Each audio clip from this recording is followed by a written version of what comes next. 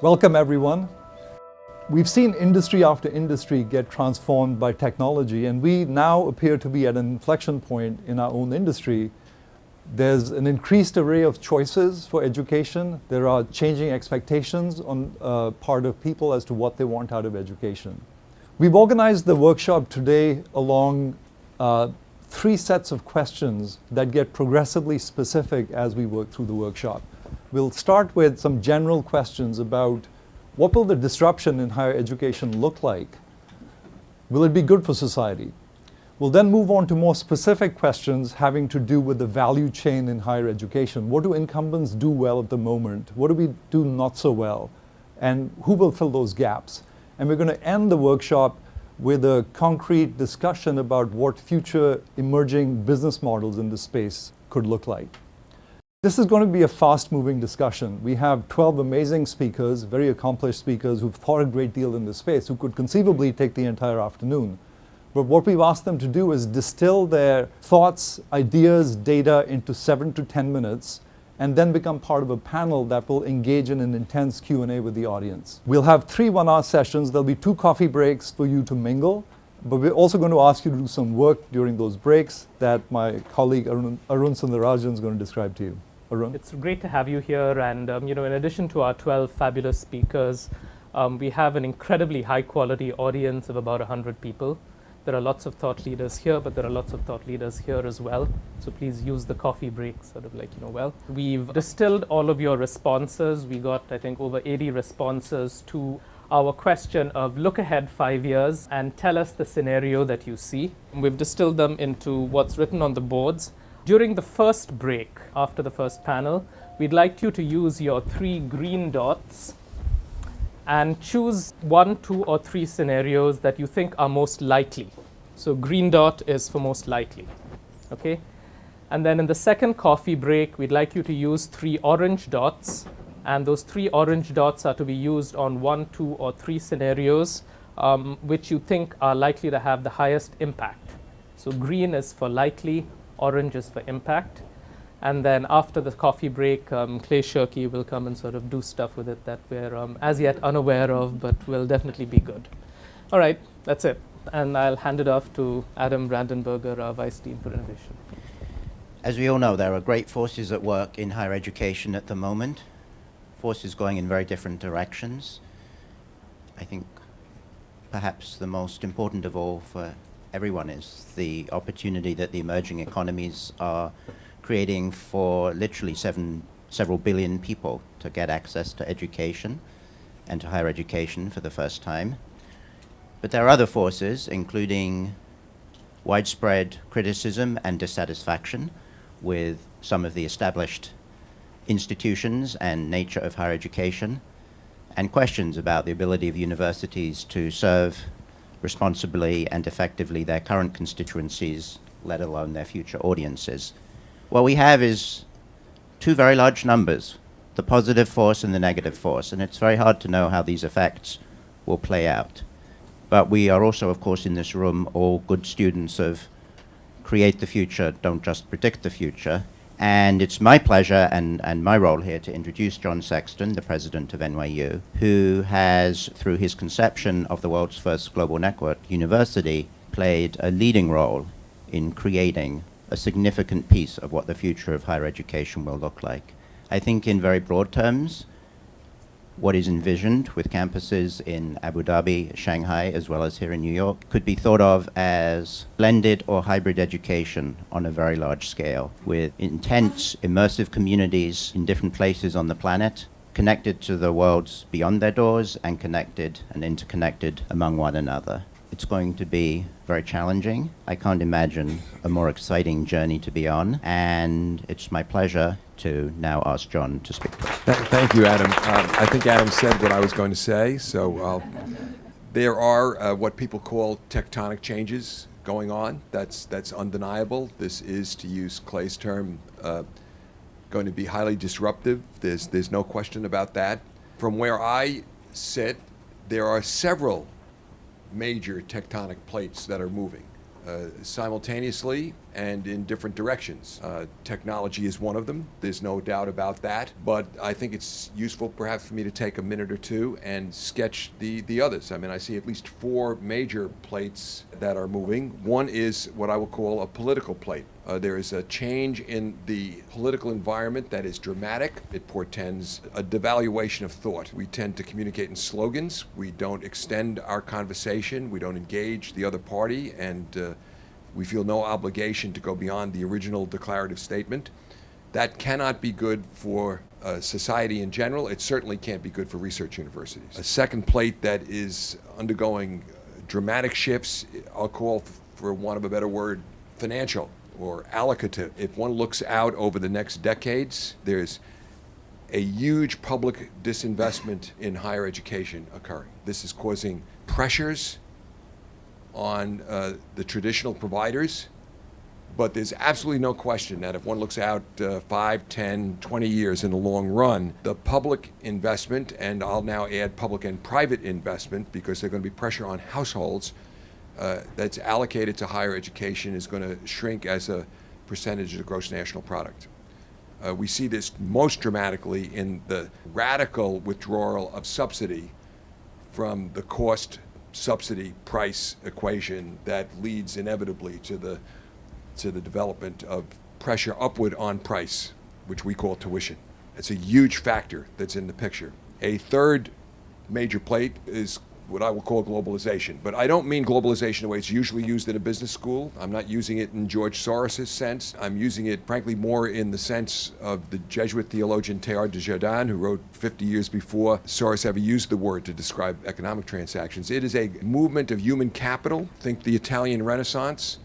Human capital, brain power, talent will not be confined to a particular area. And I would say that will have profound effects on the structure of higher education. The Global Network University is one example of that. When I was the chair of the American Council on Education, we had as our keynote speaker Clay. It was the first time that he and I had met personally, and I remember talking to him about the Global Network University as the kind of high-end disruptive move. When the Yale Board of Trustees came here and spent the day learning about it, they left saying this is the disruptive move that affects places like Harvard, Princeton, Stanford, Yale. And there's a way to view the Global Network University as a disruptive technology. And then, of course, the fourth is technology itself. The QED from this, the therefore of this that strikes me is that the status quo is not an option. The status quo is not an option, that we're in for a radical restructuring of higher education. Today, in the United States, there are about, round numbers, 5,000 colleges and universities from community colleges through. That's going to change. My sense is that of those 5,000, quote, traditional providers, close quote, there will be only a fraction of them 10, 20 years from now. I think it might surprise some people for me to say that 30, 40% of the remaining traditional providers will be faith-based. They'll offer a value proposition that will be attractive to people who want a certain kind of education for their children and be willing to sacrifice for it. And the other traditional providers will be real value providers. That's what we hope to provide with the education that the Global Network University provides, kind of move up. There'll be tremendous diversification. Now, the interesting thing is that every time I'm at a meeting of presidents of American universities, there's great talk about the strength of American university being its diversity, and that is true. We are a symphony orchestra of traditional providers already, but there'll be a kind of hyper diversification that will occur. There will be universities that will operate completely online. There's no question about that. What will happen, I think, worldwide is what the Europeans call the massification of higher education. I am terrified. I am utterly terrified as the political classes around the world, particularly in the well-off countries of Europe and the United States, press the agenda of massification, which is laudable at first glance. It is going to lead to a horrible social stratification. I have said to leaders that press things like online universities as efforts to raise the percentage of people with BA degrees, the horror that the United States, which 10 years ago was number 1, is now number 14. now at 39%. We want to get to 60% by 2020 of the relevant population with BA degrees.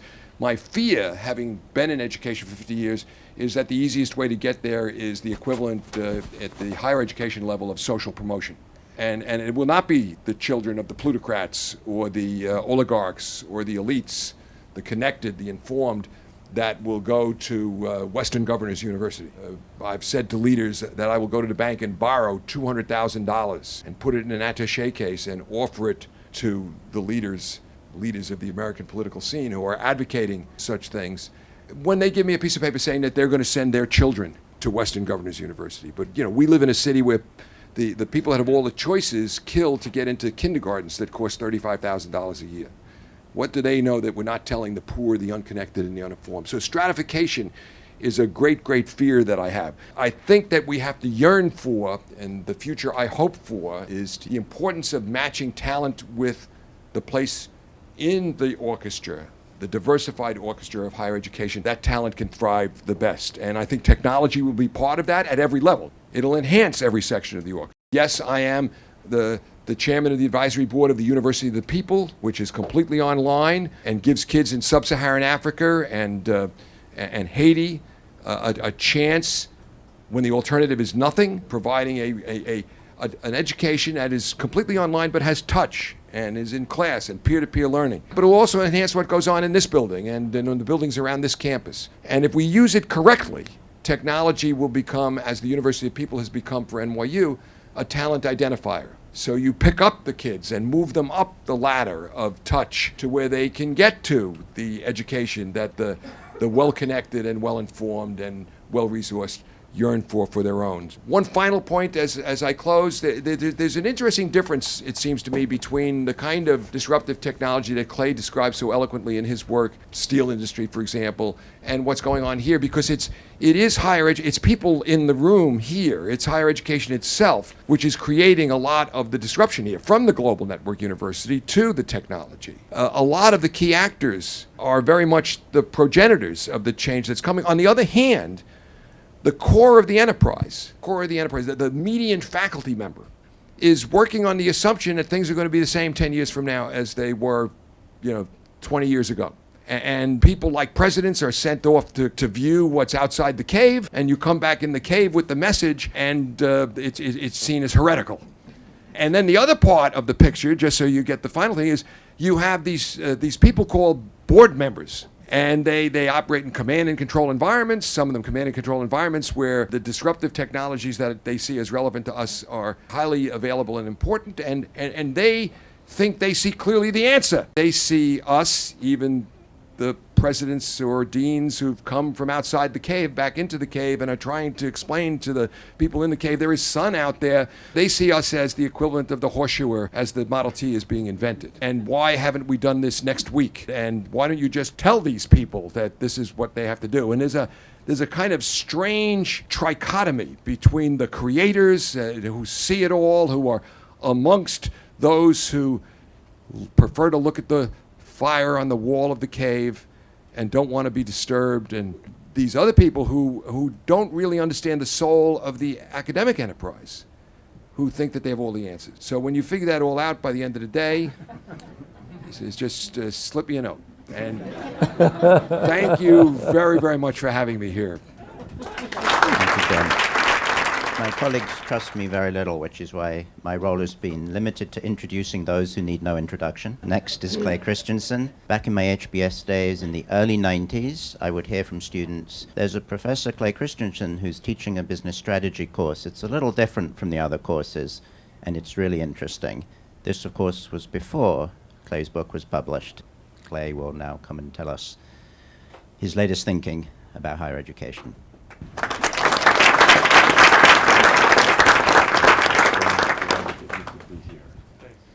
I just thought I would offer some principles that emerge from my research that are salient to our world. The first one is that in every market, if you plot on the vertical axis the performance of a product or a service over time, there are always two trajectories. One trajectory is the ability of customers to utilize improvement. That's a fairly flat trajectory. And there's another trajectory which charts the performance that innovating companies provide as they keep introducing better and better products. And almost invariably, the trajectory of performance improvement that innovating companies provide outstrips the ability of customers to use the improvement. So, for example, go back for those of you who have a bit of gray hair, in the middle 1980s, when we were first learning how to use the early personal computers to do word processing. About every 30 seconds you had to stop to let the Intel 286 chip inside to catch up with you, because the world's fastest microprocessor could not keep pace with our fingers.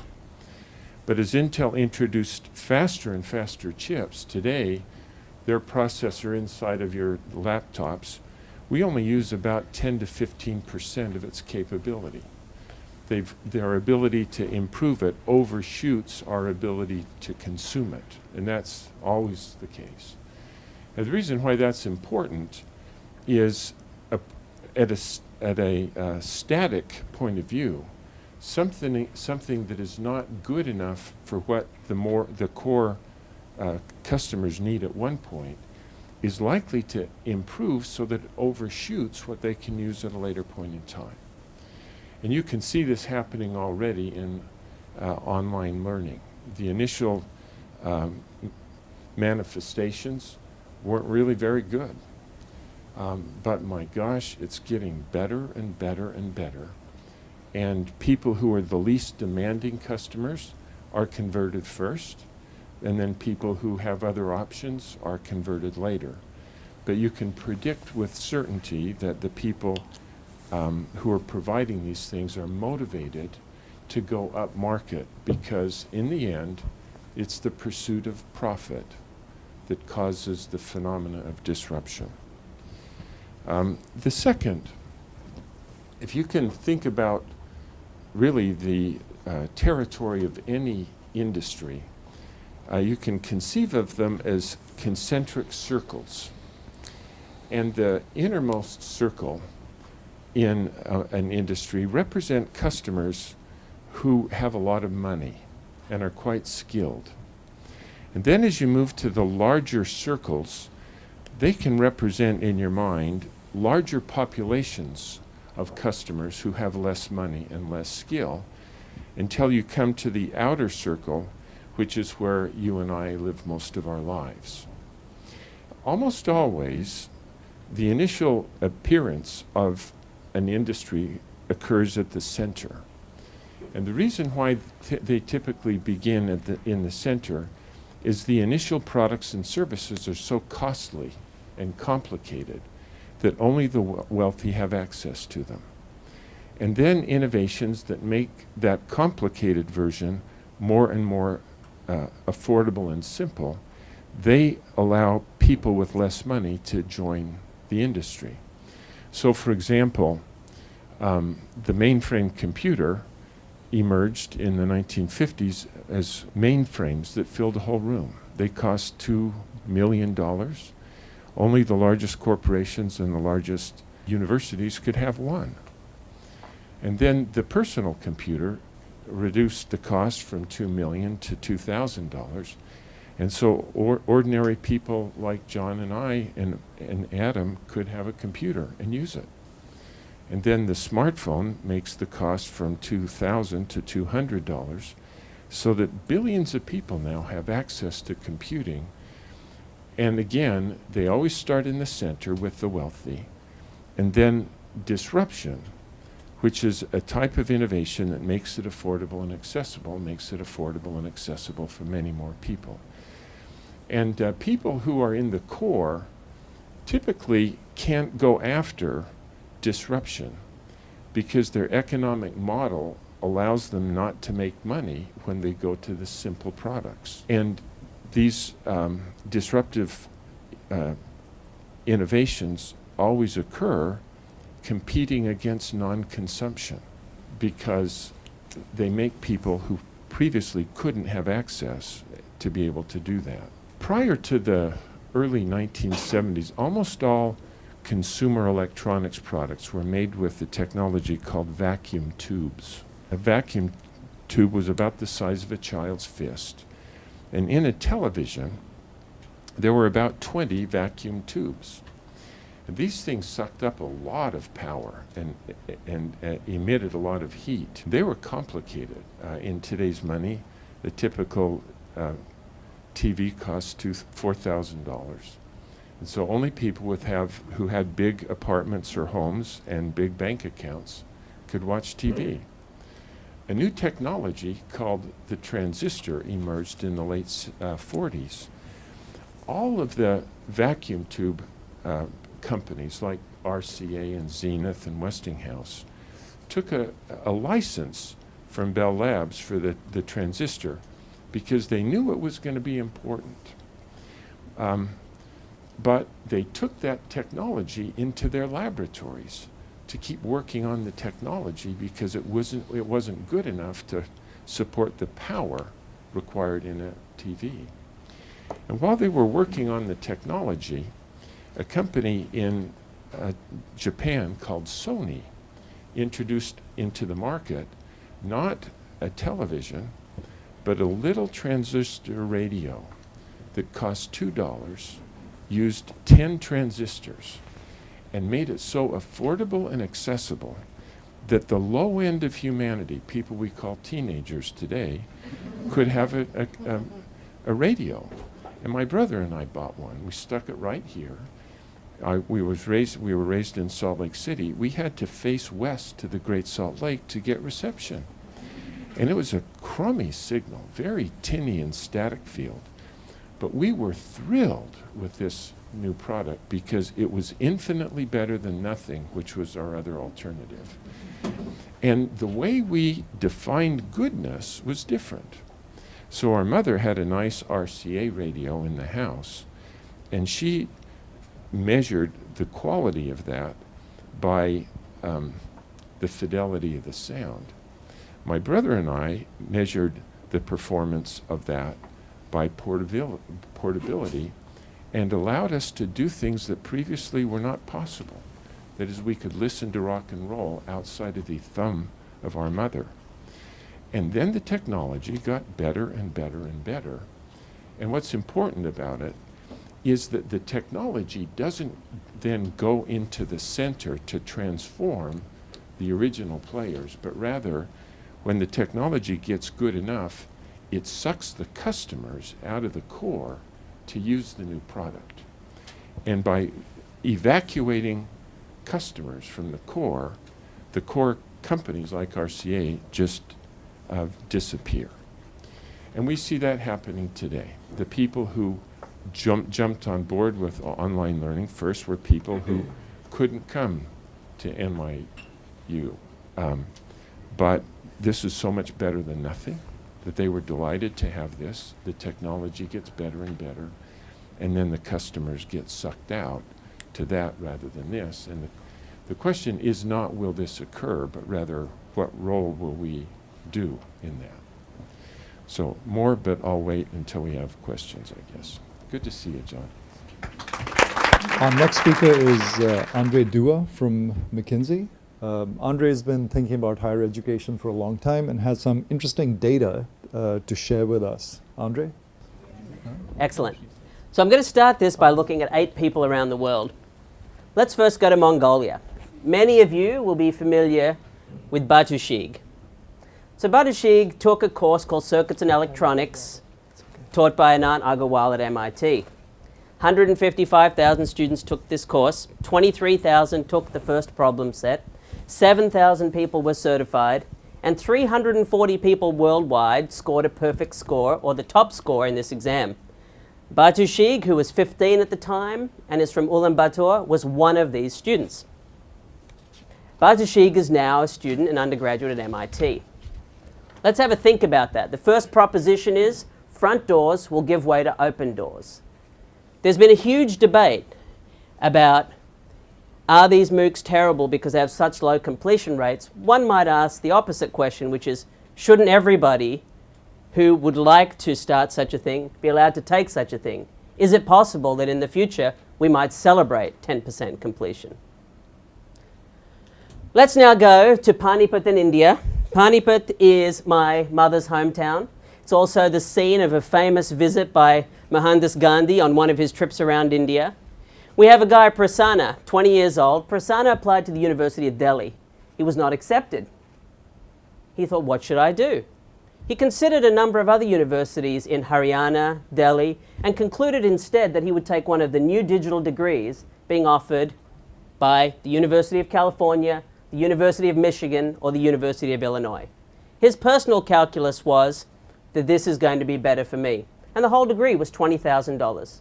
In addition, when he looked online in the meetup section at his orientation, he found that there were 350 students within 50 miles of Panipat. So he was delighted to be able to organize some in-person meetups. So the second proposition is that elite US universities will sometime in the next 5 to 10 years offer purely digital degrees, launching an education export boom. Let's continue our travels around the world and come back to the East Coast. Let's go to Cambridge, Massachusetts, where we have Bao. Bao is 50 years old, a professor of complex systems at MIT. Bao teaches a course on complex systems. He teaches no lectures. All of the lectures are online. He has a whole set of courseware. He's created a simulation tool for his students to design complex systems and model them. When he spends time with students, he spends time on group projects and systems hackathons. Bao tells us he spends 3 times as much time with students as he previously did.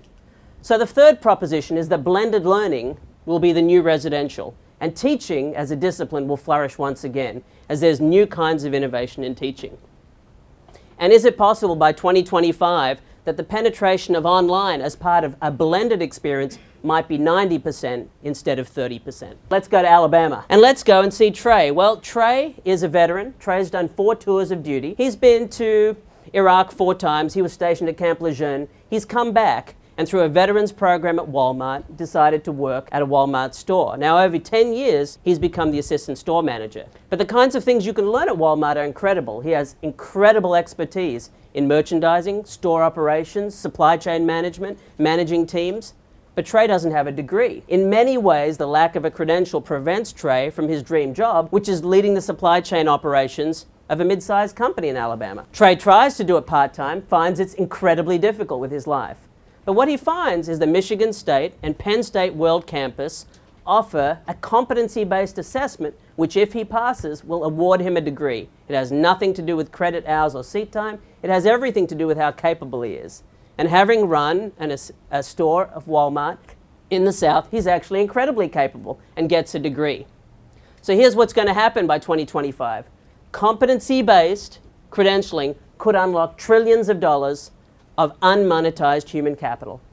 And at the end of this experience, Trey, with his newly minted Penn State World Campus degree in supply chain operations, becomes the head of supply chain of a $20 million company in Alabama. Isn't it time, perhaps, that there's credit for military service and credit for 10 years on the job? We have Simone. She's 25 years old. Simone studied at the Universität der Kunst in Berlin, an art school in Berlin. What's interesting is, in addition to doing her course, while she was studying, she also compiled a portfolio of work.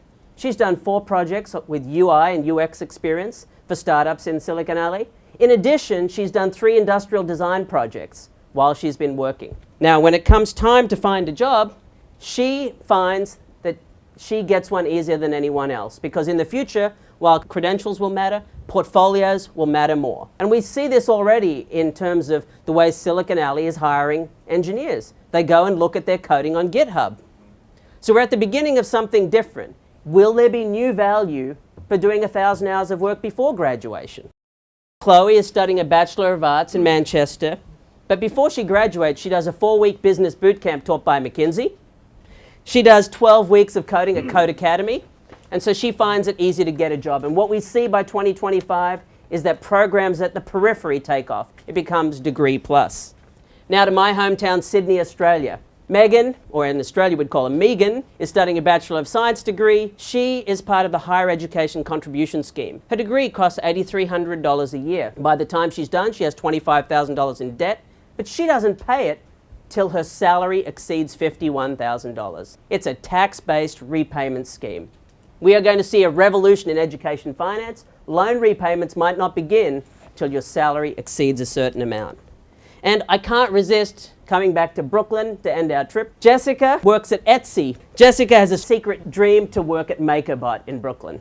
And what she does is she takes courses on Creative Live. She's a subscriber to lynda.com. She spends 2 to 5 hours a week on personal enrichment. The real action, ladies and gentlemen, will take place after graduation as we see a revolution in lifelong learning beginning. So there are 8 provocative propositions. Let me end with one final thought. There are 700 million students who are of primary school age, 800 million students of secondary school, 700 million students of tertiary school age. There is not enough supply of higher ed places. There is not enough money.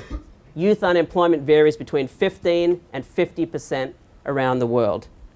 I would suggest a little provocation is in order. Thank you. Thank you. Our next speaker is Zach Sims, who is the founder of Codeacademy. Cool. So as was mentioned, I started a company called Codeacademy, and we'll get into that in a little bit. But when talking about the future of higher education, I thought it made sense to get back to what is higher ed. You know, I asked a bunch of friends, a bunch of colleagues, what they thought of when they think of higher education.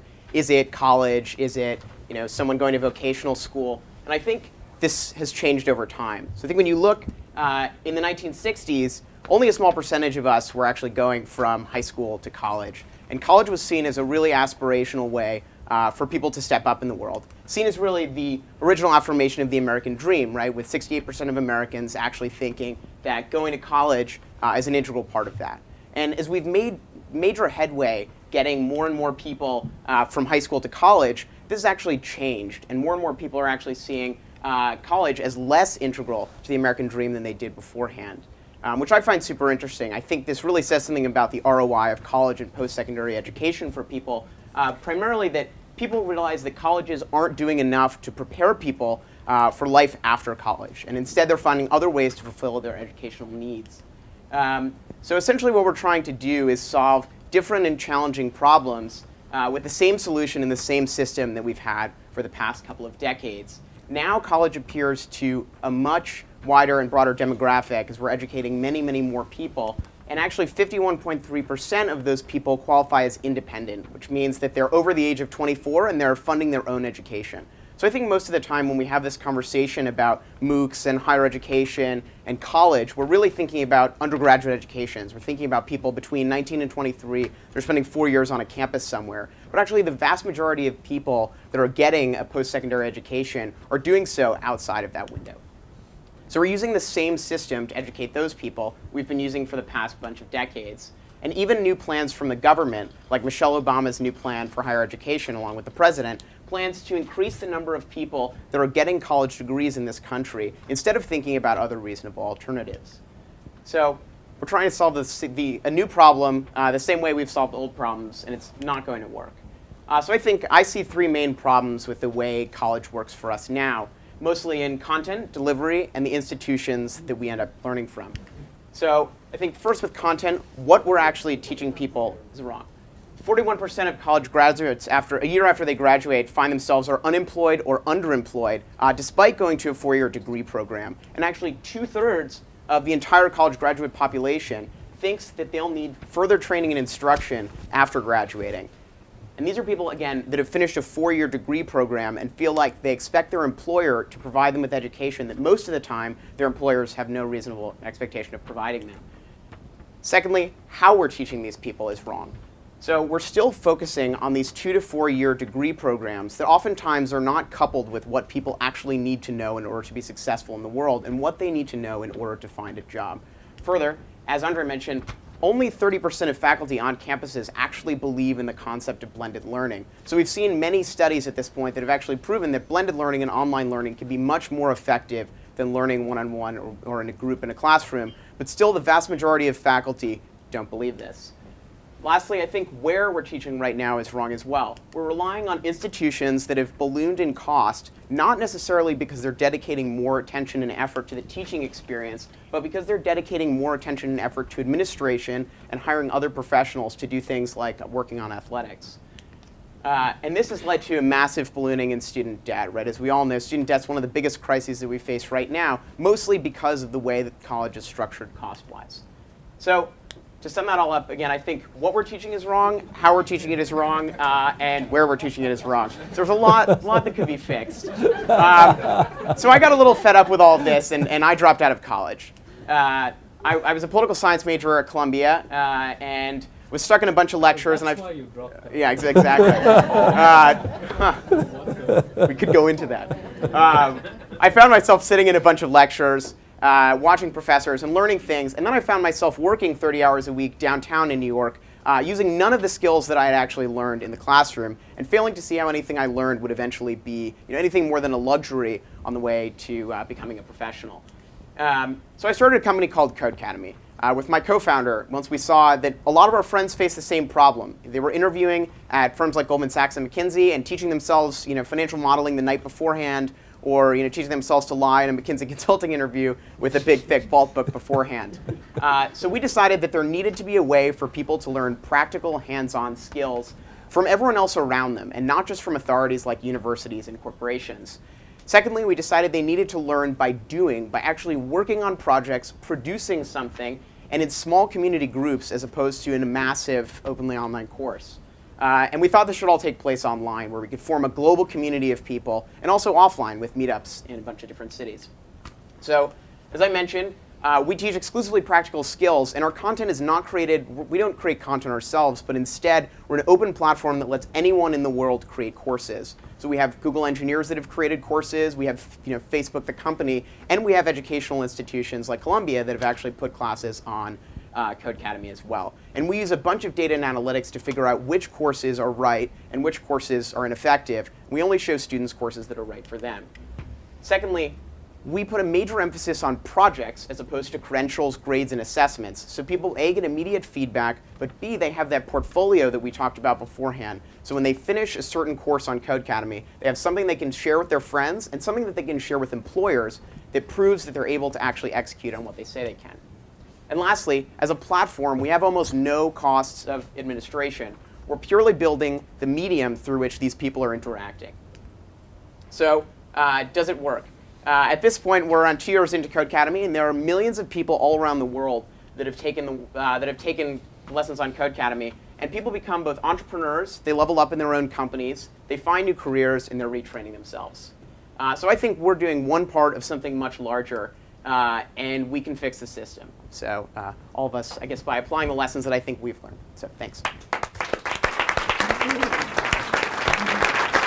So let me just kick this off. Let me start with you, John. I appreciate you staying. I realized we've run over and you have to go to a meeting. You started by talking about, you mentioned the role of universities and the need to think independently, and that's a big part of education. And we ended with Zach, who's talking about sort of some practical skills. And I just want to come back to the larger questions that we started with, which is, is this a good thing that's happening overall for society, the kind of transformation you're seeing, or do you fear that it's going to lead to, I don't know, maybe a bunch of coders and people who sort of didn't go to university and question and think? What's your take on this? I think I could accept as kind of friendly extensions everything that was said. I certainly believe in the basic approach that Clay puts out. I'm a disciple of his in that regard. Andre and I have done a lot of work together, and I respect what he does. And it seems to me that Codeacademy is a great part of this big symphony orchestra. I mean, University of People, whose board I chair, is a lot lower tech and is doing a lot of good for people for whom the alternative would be nothing. And as Clay says, you're going to see a movement up, and I think that's good. The danger is thinking that there's one good or one way, and I think that was a very good place to end. One part of a big puzzle, and What I do believe, and this is, I don't think, clinging to a past, is that some of the magic that goes on in magical classrooms and tutorial sessions, not in big lecture halls, often set up in flipped classrooms or with predicate platforms that build to it, is irreplaceable.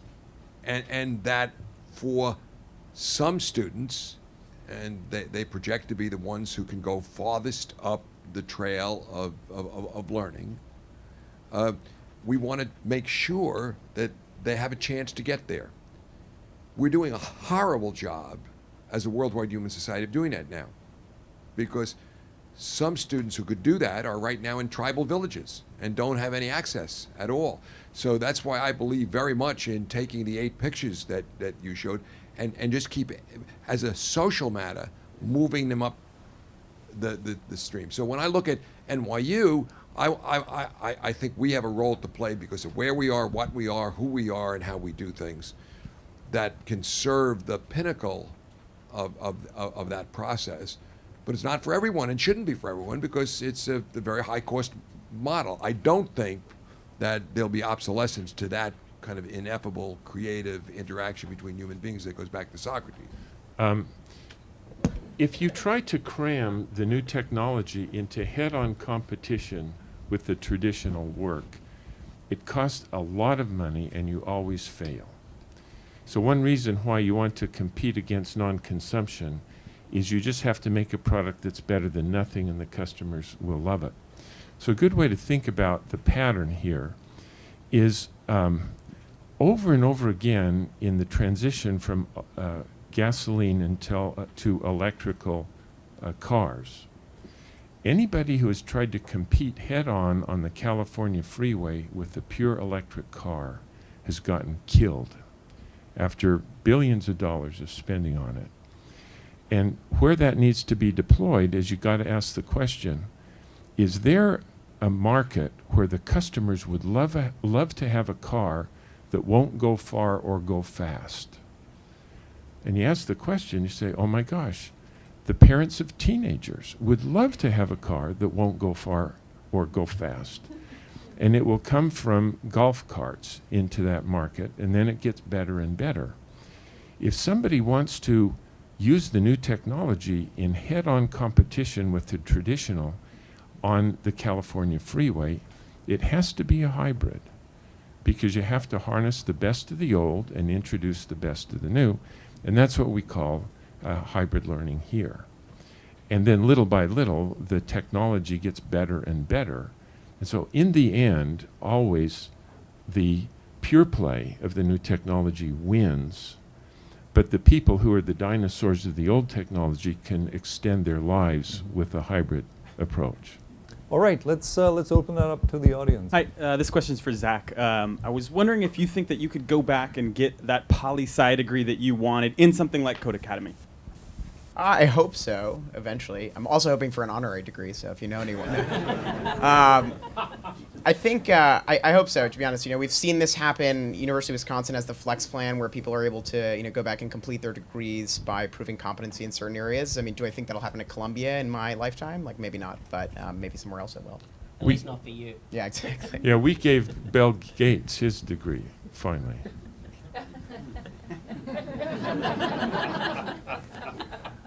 The question there. Thank you. To what extent do you see research being divorced from the learning institutions of tomorrow, and to what extent do you see tenure or other compensation systems being dependent upon real learning and application of learning? First, again, and I just want to resist for a moment being cast as the dinosaur here by my friend Clay. Okay, I would say, again, I'm a disciple of his as far as his analogies go. My case is a case to which neither his writing nor his talk today has joined issue. And that is that there is an ineffable creativity that goes, and that connects to your question, frankly. So if one believes in the writing of Henry Rosofsky or Jaroslav Pelikan, that there's a difference between being educated in the presence of those who are creating tomorrow's ideas, the Clay Christensens of the world, as opposed to people at, for example, Amherst or Williams, a very good liberal arts college, who are very informed and broad on today's ideas. And I do believe that. That's why I'm in a research university. I posit that the connection of the brightest of young people who are going to be the creators of tomorrow with the creators of today is a different kind of education. And I think part of the genius of the American education system was creating that part of the symphony orchestra by uniting the German institutes with graduate education. And the fact that Beethoven's Ninth does not have broad-based appeal as much as Jay-Z does doesn't mean that we would be a better society without it. The oligarchs, the plutocrats, the well-connected will not choose, will not choose, I emphasize, for their children who have capacity to be at research universities, to send them to the University of the People or to any of the much more sophisticated ways of doing it. They may blend, and remember I said technology will be an important part of what we do at places like NYU, but there's still going to be room, I think, for a dinosaur or two. Hi, my name is Jeremy Johnson, co-founder of 2U. Clay, thinking back on your first couple years at Harvard, if I had approached you and said, I'm starting a new university, I'd like to double your salary. I would like you to come teach at the Jeremy Johnson University. And it's going to be a beautiful campus, and I'm going to pay you a lot more money. How would you have thought through that process? How would you have thought about whether or not you would have accepted that offer? And the reason that I ask is because I'm actually a huge fan of your research, but question some of it as it applies to higher education. And my hypothesis, and I'd love to know if you think it's possible, is that could it be that higher education actually is much more a reflection, and this is also why it hasn't changed that much over the past 2,000 years, a reflection of the psychology of the people that make up our society. And while technology changes very rapidly, people change much more slowly. And our psychology, the things that we care about, for better or for worse, the things that captivate our thoughts, haven't changed dramatically since Socrates. So could it be that the way that we think about ourselves, could it be that the way that we want others to think about us also is a pretty significant driver of our choices, both to be faculty members or students in these institutions, and that may impact the way that this industry evolves over time? Yeah, boy, that's very insightful. So if you think about the trajectories of performance improvement that I laid out, at the beginning, what gates our progress is the degree to which the technology is improving. Then, when it's good enough to meet the needs of what customers can use at that point, the improvement is gated by the other, which is our ability to utilize that improvement. And indeed, then that's the constraint, is our ability to utilize improvement, not the ability to provide the improvement. And being able to do that one is really an interesting puzzle, which most of us in the online world don't think about like we should.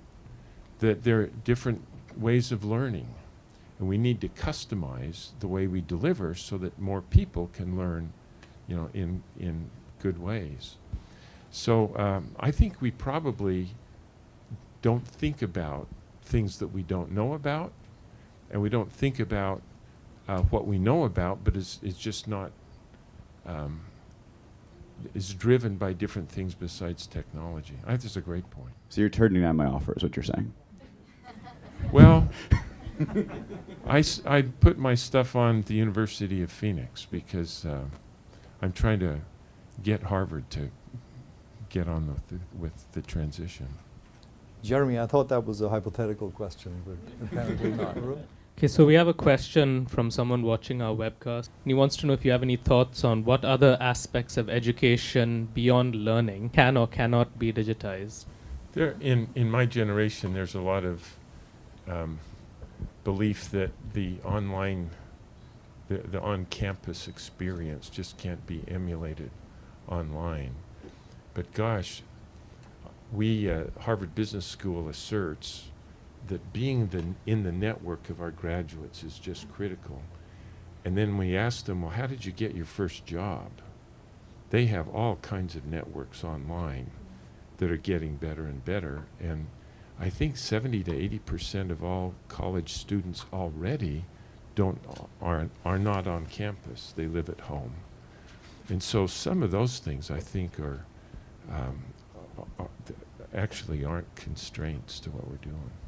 And I think Clay mentioned this, like the first iterations of any of these things brought online will be kind of lousy, right? So anyone that tries to replicate, and I don't think anyone's done this successfully yet, the actual experience of being in a classroom will struggle, right? But they'll iterate on it a few times and build something different, maybe better, maybe equal, but different, that I think will replicate the connections that happen, just as social networks have done for generations now. So I think every aspect of the value chain in education can be moved online. It might not be the same thing as it is offline, online, but the same purpose will be served. I want to end with a question for Clay. You've been thinking about disruption longer than anyone else. Are there any precedents or industries that you think are particularly relevant in helping us understand what the disruption in higher education would look like? Wow, great question. Maybe two elements to the answer. The first is that historically, there are some industries in which disruption does not happen. Like in the hotel industry, it doesn't happen. Holiday Inn comes in at the bottom of the market. They can't go up. And McDonald's comes in at the bottom of the market, and they can't go up. And what we figured out is that industries where disruption occurs, there is some kind of a technological or business model core that can transform something that is simple into more and more capable things. And so in a computer, the microprocessor went up market that way. And historically, the university was like a hotel in that there wasn't a technological core. And so if Holiday Inn wants to compete against the Four Seasons, they can go up market, but they have to emulate what the Four Seasons offers. They can't disrupt them because they don't have a technological core. And in the university, if a state university wants to become a full-fledged research university, they have to emulate NYU. They can't disrupt them. But I really do think that online learning now brings to our industry that core, and so we could not be disrupted until we have the online core in place, and now we're very vulnerable to that. I've really tried now for 20 years to find examples of the dominant companies that became the dominant players in disruption as well. And there are a few, but without exception, they set up a completely independent unit to do after it because its business model is so different than the old. And if you ask the old to do the new, the problem is the new begins before the old is troubled. And so by asking it to do both, it compromises both missions. And there truly are no exceptions. And so what's your advice then to university leaders?